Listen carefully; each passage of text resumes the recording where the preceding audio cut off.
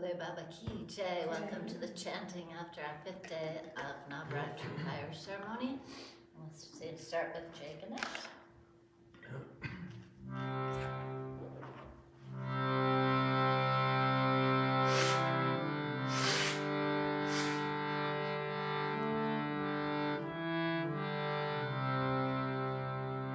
Jai Ganesha, Jai Ganesha, Jai Ganesha, Deva.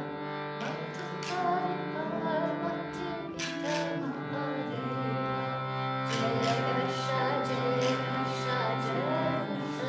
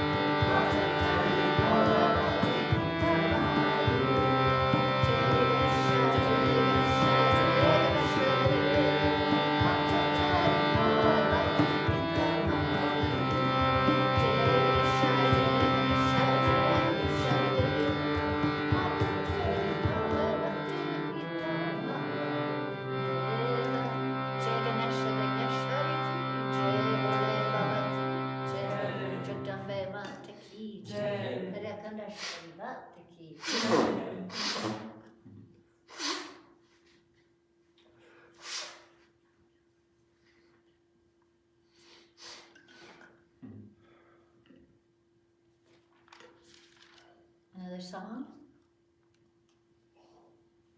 What's Friday? What was that? What day? Mother?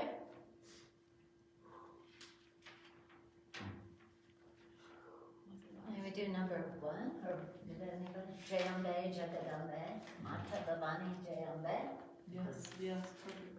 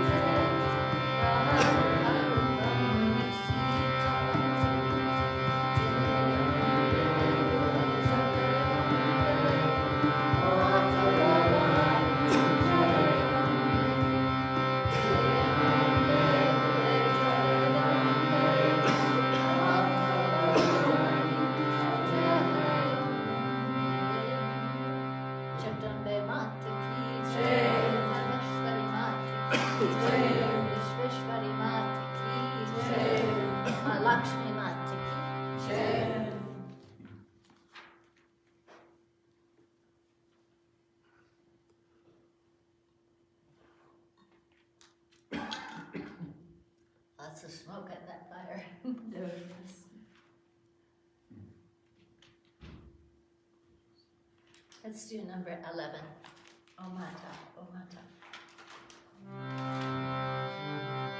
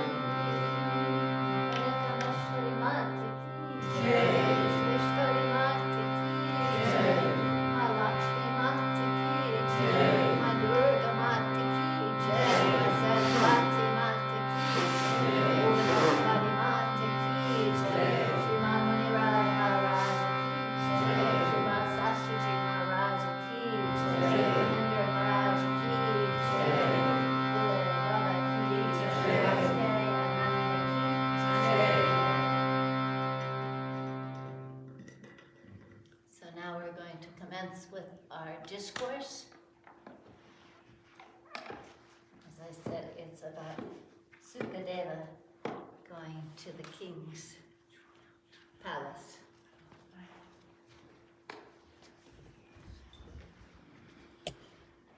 I'll move forward.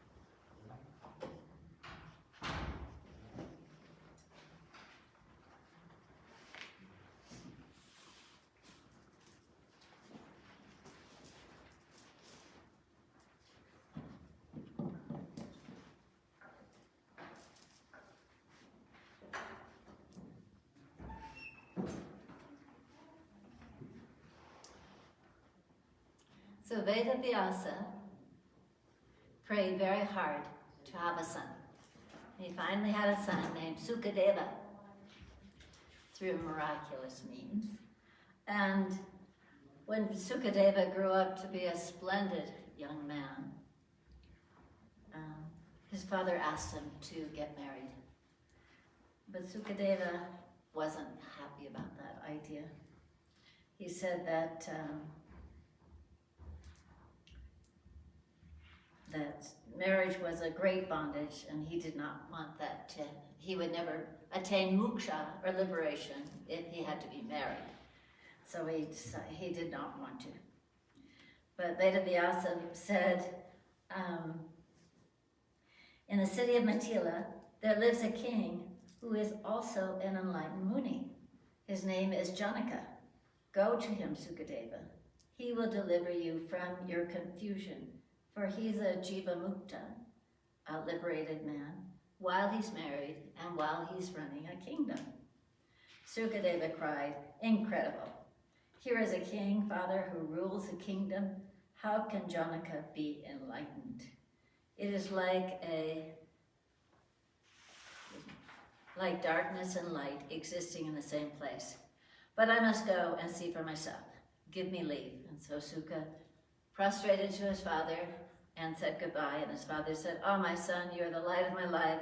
How will I live without you? Please come back after you're done with Sukadeva.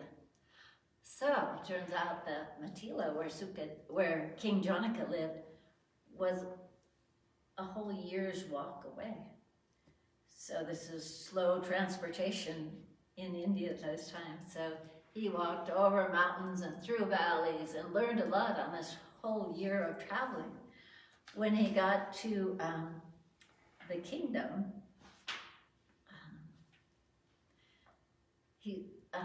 first happened is that he got to the door of the kingdom, or the gates of the kingdom, and the gatekeeper said, who are you? Only people with permission can come to this kingdom.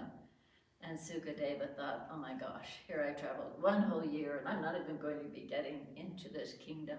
My father has deceived me. He said, this kingdom is not what I thought it was going to be. But after a while, as he stood there, the traveler's dust, it says, sort of washed off him, and the guard could see how bright and shiny this man was. And so the guard says, Brahmana, forgive me if I've offended you. You may enter, for I see you are a blessed soul. There is nothing to forgive, Sukadeva said. You merely were doing your duty. And how could you tell that I was not a thief or an enemy? So Sukadeva went into Mithila and saw the bustling city all around. So then he gets to the gate of the castle, or where the king is living. And once again he stopped by a guard. And this time Sukadeva, when the guard was questioning him, who are you, where are you from, what are you doing here? He just stood there. But the guards soon saw that his body just shone, and he ran and he got the told King Janaka, and he sent his servants out to get Sukadeva and brought him to inside the castle and gave him a beautiful apartment to sleep in. And so Sukadeva bathed and took rest and was meditating and everything. And when he got up later that morning, King Janaka came to meet him. The king came with his court priests and with all the proper items for a puja. When they had greeted each other formally, King Janaka asked, "Holy One, I see you are free of desire. Why has a rishi like you sought me?" Suka replied, "My father, Vedavyasa, said to me, 'Child, take a wife, because the Grihastha ashram is the best stage of life. But I believe that marriage is bondage and want no part of it.' Vedavyasa said that being married, one could still be detached. He sent me to see you, saying that you ruled a kingdom and were yet a jivan mukta, a enlightened man. My lord, I want moksha and nothing else. But only moksha will satisfy me." So King Janaka said to Sukadeva, "Moksha is hard to obtain. A man must first experience the 4 stages of life, first as a student, then a householder, and then a renunciate, and finally an ascetic, before he comes to freedom. No man who has not experienced all these ashrams, they're called, can become a sannyasin." Suka said, "But if a man already is detached, and is detached even before he lives through all of these stages of life, can't he become a sannyasin straight away?" Janaki said gravely, "You are my son's guru, and I tell you the truth. If a man enters sannyas with his desires unfulfilled, they are liable to waylay him without warning. He who makes his bed on a cliff can fall to death, but the man who sleeps on the flat ground is in no such danger. Desire is powerful. A man never relinquishes his cravings. The only way to free oneself of desire is the slow and gradual path prescribed in the Vedas." The king smiled, and Suka saw how full of grace he was. Janaka said softly, Sinless one, look at me. I live in the world, in the thick of every activity, yet nothing binds me, and I am a free man. Bright youth, this world of illusion cannot deceive the soul. When the heart is pure and calm, then all the world is untangled and tranquil. The enemy is not outside. Every demon lives in one's own heart. The mind bonds a man, not the circumstances. The Atman is beyond everything the mind perceives. The Atman can never be bound. When the mind sees the Atman everywhere, then the mind becomes free. The wise man experiences the 4 ashrams of life so that he can cleanse his mind until it grows still and he sees the truth that is imminent. But how will the mind recognize the truth when it is found, unless he first knows the world of illusion and despair? Once the mind discovers the soul, it comes to enlightenment, from which there is no return. An illumined man is free forever. Suka said doubtfully, My lord, the mere mention of a lamp in a dark room does not dispel its darkness. A householder lives in the thick of the deluded and violent night of samsara. How can he be free? When you are a king, O Janaka, and enjoy the wealth and power of a kingdom, how can you be a jivan mukta? Don't you think of the great Matila as being your own? Don't you make a difference between pleasure and pain? The garland of flowers and a serpent? but the true mukta is beyond every attachment. I fear it is your royal vanity that makes you think of yourself as being a mukta, a liberated man. Why, even ascetic munis who subsist on roots and fruits of the earth fall prey to this world's maya. King Janaka smiled tolerantly at the young man. He said, "You speak cleverly, Sukha, but the truth is that you are full of doubt and anxiety, while I am not. I have no doubt that I am free, and not your cleverest arguments can change that. Remember that it is you who have journeyed all the way here to seek the peace of your heart. I, Sukadeva, am already at peace, and I stay here in my kingdom with no desires. Do you think that if you live in the heart of a forest, you will be free of the doubts that torment you? Why, the jungle is full of bondage as my kingdom. The vana is made up of the 5 elements as much as the city is. How will you be any freer in the vana, in the forest, than anywhere else? Freedom is of the spirit, and the spirit can be free anywhere or bound anywhere. Moksha is within you. Indeed, you imagine to be a less conducive circumstance to attain moksha may well be the very one that sets you free. Perhaps because the time had come, Sukadeva suddenly felt his doubts melt away.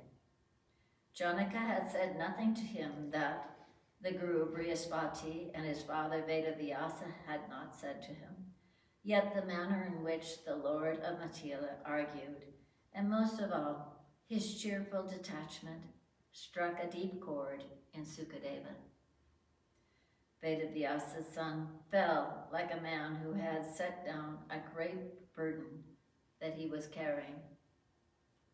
He smiled radiantly at Janaka and said with feeling, "Sadhu, sadhu." Sukha prostrated himself before the king, took the dust from his feet, and walked out of Matila feeling happier than he had for a long time. Vedavyasa, his father, ran out of his ashram in delight when he saw his son had returned. He clasped Sukha in his arms and covered his face with kisses. Sukha stayed with his father, and Vedavyasa saw that a profound transformation had come over his child. The youth was at peace now and quietly pursued his studies of the Dharmasastras. He did not argue with his father anymore, but seemed content to learn from him with a tranquil spirit.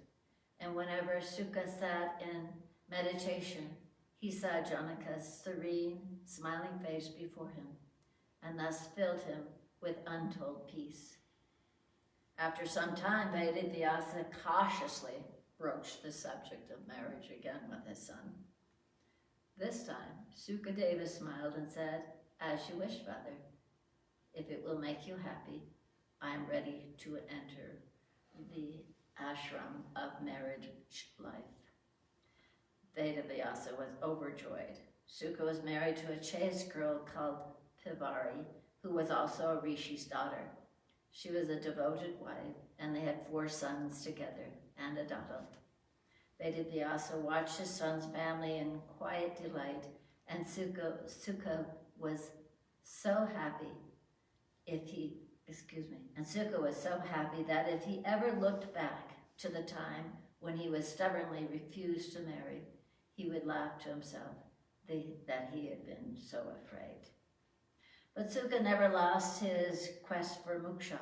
Indeed, as King Janaka had hinted to him before, being a husband, a father, and a grandfather only made him seek the truth more fervently. In time, Sukha climbed Mount Kailash alone and sat in profound meditation. In due course, he acquired occult cities. Bright as a star, that Muni rose bodily from Kailash, cleaving the crown of that most sacred mountain. He was so radiant that it was as if another sun had appeared in the sky. In a moment, blessed Sukha vanished entirely, for he had become one with the infinite formless Brahman. The seeker had become all times and places and all things. He was free. Jai Mahamaya ki jai, Vishwari Mata ki jai, Bole Baba ki jai. So thank you for joining us today, and tomorrow we'll begin again at 8:30 with the Devi Puja to Mother Lakshmi, fire ceremony at 11, and chanting and discourse. So happy 5th day of fall Navratri. Bole Baba ki jai.